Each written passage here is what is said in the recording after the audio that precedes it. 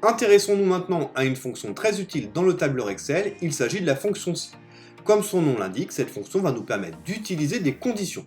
J'utilise pour ça un petit exercice très simplifié de suivi de facture avec la date du jour, le numéro de facture, le nom du client, la date à laquelle la facture a été émise, la date d'échéance de la facture, la date à laquelle elle devra absolument avoir été payée, et une colonne temps avant échéance qui me permet de savoir le nombre de jours, simplement en faisant cette date d'échéance moins la date d'aujourd'hui, on a le nombre de jours qu'il reste au client pour payer sa facture.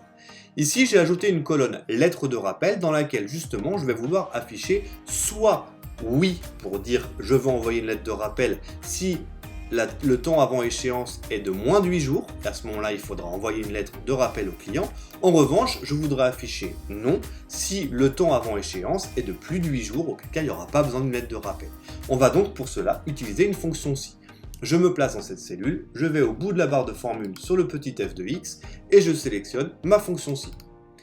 On commence par me demander de remplir le test logique. Le test logique, c'est la condition que je vais vouloir vérifier. Ce que je vais vouloir vérifier, c'est que cette cellule, donc je la sélectionne, la E6, soit supérieure à 8.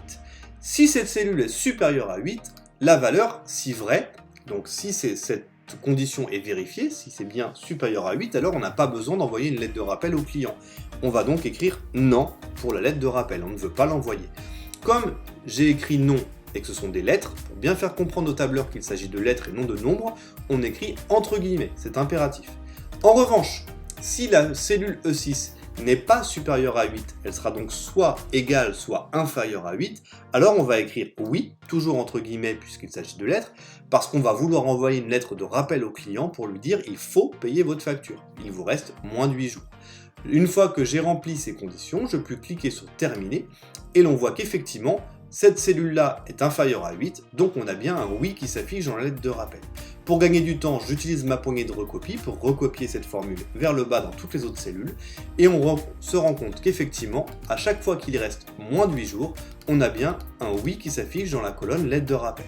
Et à l'inverse, à chaque fois qu'il reste plus de 8 jours, on a un non qui s'affiche.